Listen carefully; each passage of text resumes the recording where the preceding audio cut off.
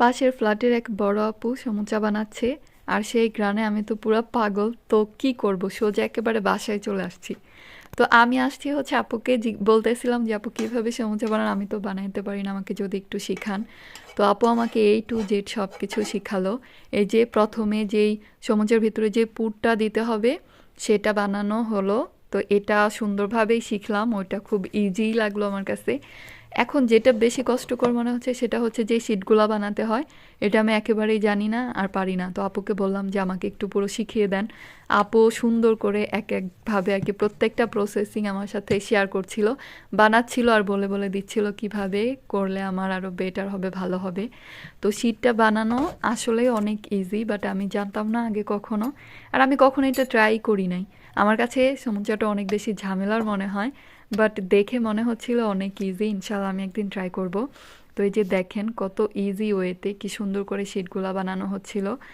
আর সব থেকে মেইন যে জিনিসটা, সিঙ্গারা, সমুচা, পুরি, এই জিনিসগুলোর শেপ আপনার যতটা সুন্দর হবে খেতেও আর কি ভালো লাগে। মজা তো এমনিতেও হয় অমনিতেও হয়, বাট শেপটা কিন্তু সুন্দর হলে অনেক বেশি স্যাটিসফাইড লাগে জিনিসটা দেখতে।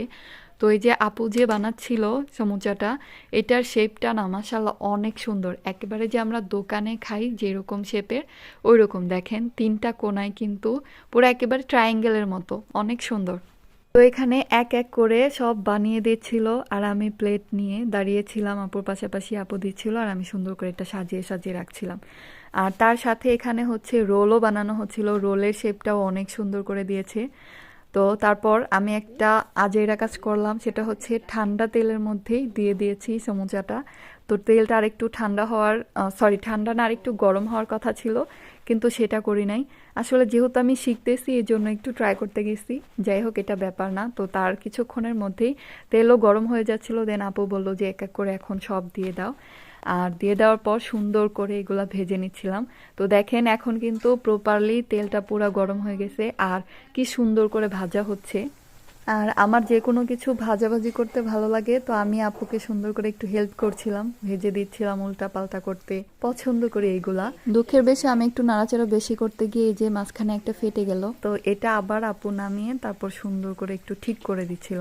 কারণ সমুচাটা ভাজার সময় যদি আপনার এটা ফেটে যায়, ভিতরে পুরগুলা বেরিয়ে আসবে, তেলটাও নষ্ট হবে, আর যে সমুচাটা নাকি ভাজা হবে সেটা কিন্তু ভালো মতো আর পরে ভাজা যায় না আর কি, পুরো নষ্ট হয়ে যায়, পাশেরগুলো সব নষ্ট হয়ে যাবে। কতক্ষণ পর্যন্ত সুন্দরভাবে এটা ডিপ ফ্রাই করার পর যখন এই যে ব্রাউন কালারটা একটু ডিপ হয়ে যাবে, হালকা একটু যে লালচে লালচে কালার হবে, তখন এটা তুলে ফেলতে হবে।